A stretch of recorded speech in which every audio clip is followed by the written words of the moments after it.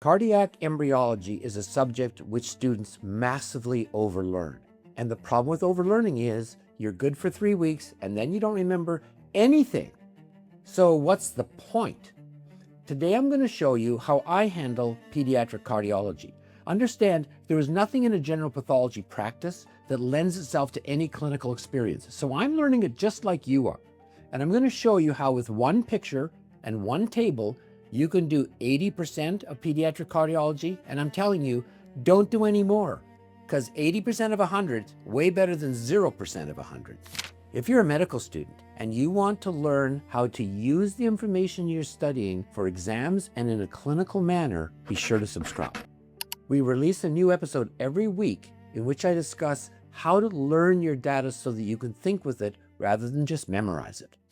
So let's take a look at this. First of all, the picture is no surprise to you. It is the picture that we have of congenital heart disease. So let's draw liver, let's draw heart, thick wall left ventricle, left atrium, and then you notice I've drawn it so that my inferior vena cava comes over my liver. So that's going to go down behind the liver and then come out and go down to the legs. So let's draw the congenital heart on that. I'm going to start with the umbilical cord. There's my abdominal wall, and I'm going to have my umbilical vein, which is oxygenated, that always tricks me, comes in, and it's going to dump into the inferior vena cava through the ductus venosus. Now, coming out of the right atrium, I'm going to have my pulmonary artery, and coming out of my left atrium, I'm going to have my aorta. So let's draw our pathology on this. I'm going to have a ductus arteriosus. I can have a coart, which is going to occur in this region by the PDA. I'm going to have my ventricular septal defect. Remember that my blood flow is going to come up and go mostly across here and then up the aorta this way. So I've got to have a foramen ovale here. And now you can see we can do 4 of our common diseases. The commonest is number 1. That's going to be our VSD in the membranous portion. Second commonest is going to be 2. That's going to be my ASD. We won't go into the pranum secundum today. 3 is going to be my patent ductus arteriosus. 4 is going to be my coart.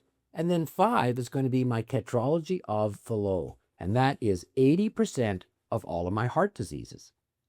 So if you can put in ductus venosus and ductus arteriosus, you kind of got the flow of the fetus. So let's go down and let's take a look at the table that I'm going to organize those 5 diseases on. I always put the first things first. So if VSD is the most common, I'm going to start with that because in my mind's eye, when I see the table, it will put the right thing in the right place. So let's just do our disease. This is going to be our disease here. And then we want to talk about the mechanism of disease. Let's just call that pathology. And then we want to say, how would you recognize this disease? So what's going to be the symptom of the baby? What are you going to see in your physical exam? And then what's going to happen if you don't do anything? Let's organize these and let's see how well this works for all the data that we need. So let's start with ventricular septal defect. That's our number 1. The pathology is going to be, this is a malformation, meaning it just didn't form right. There's nothing particularly interesting about that. But remember, it forms in the membranosum part, which is the part nearest your valve.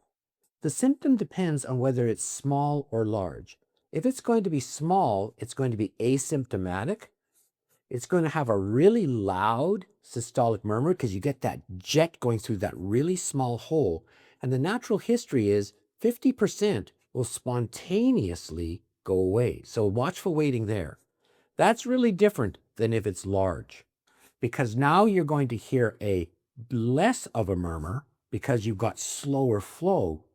But now you're either going to present with cyanosis, and it's not right away, right? This is not cyanosis at birth. This is typically after 1 day when you power up the left ventricle.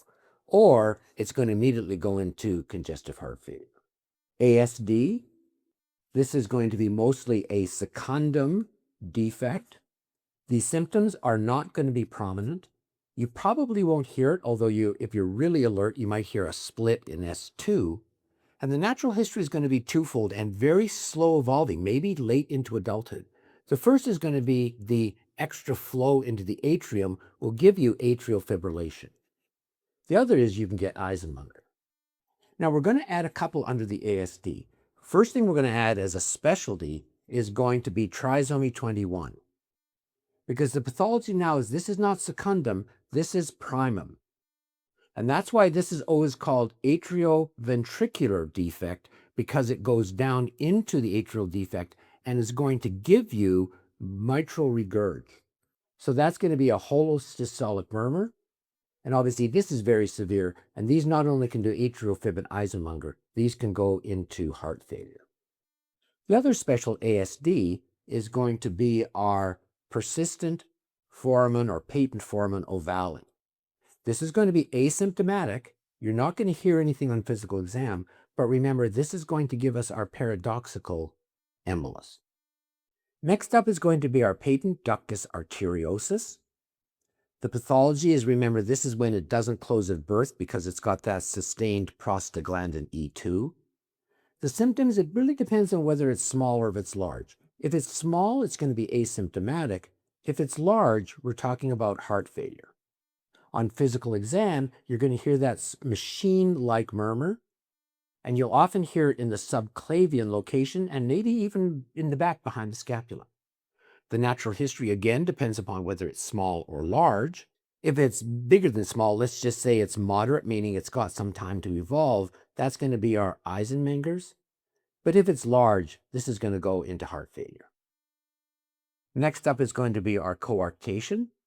When we talk about what pathology we want to think about it, this is going to be our Turner's. The symptoms are going to be dependent upon whether it's small, medium, or large. If it's small, patients will present later with hypertension. If it's larger, exercising the legs won't be able to supply them, so it's going to present with claudication. But if it's really large, you're going to get only a tiny little bit of blood, and so you're going to get a differential cyanosis where the legs get blue, but the upper body's fine. On physical exam, again, it's going to depend on size. If it's going to be small, you're going to see this delay in the leg pulses. That might be all you get. If it's medium, you're going to see this differential blood pressure between the arms and the legs. You should make it a real differential, sort of maybe in the 20 to 30 millimeters of range. And if it's really large, you might actually be able to hear the murmur of it. When we talk about the natural history, obviously you can see the risks of blood pressure and claudication, but the unique part, remember, is we get the collaterals.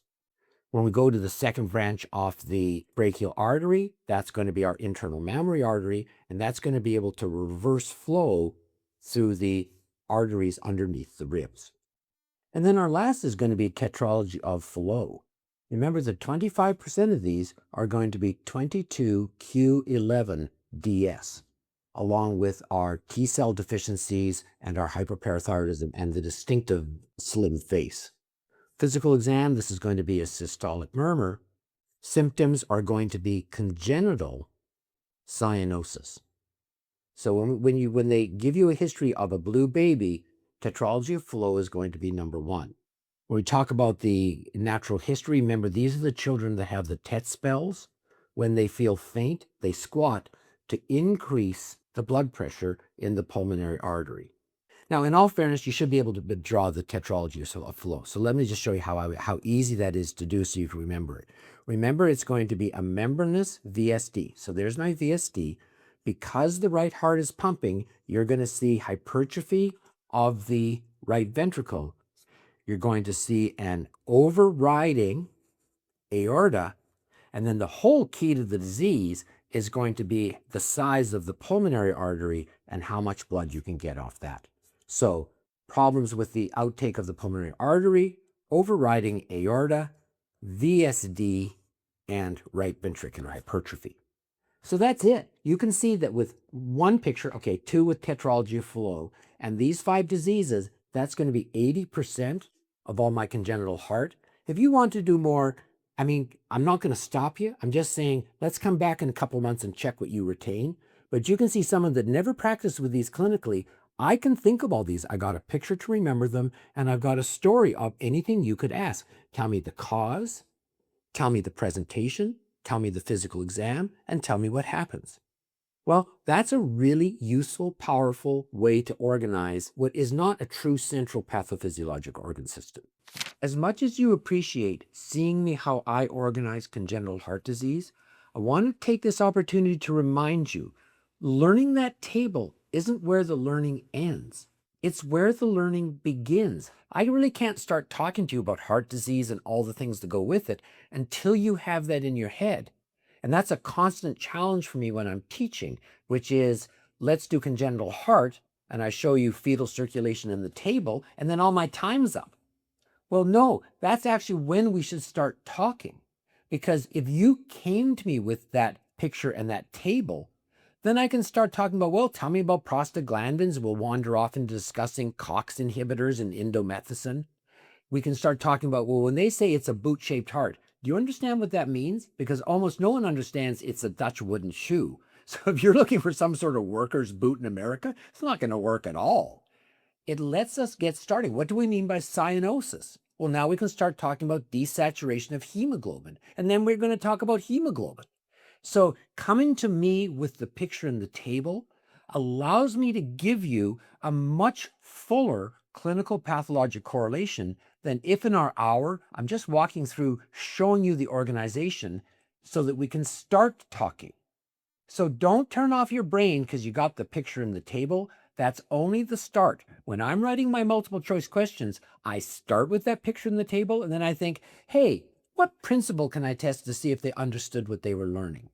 So getting the basic structure is not the end of learning, it's the beginning of learning, and that's where you need tutoring and interaction with knowledgeable medical educators.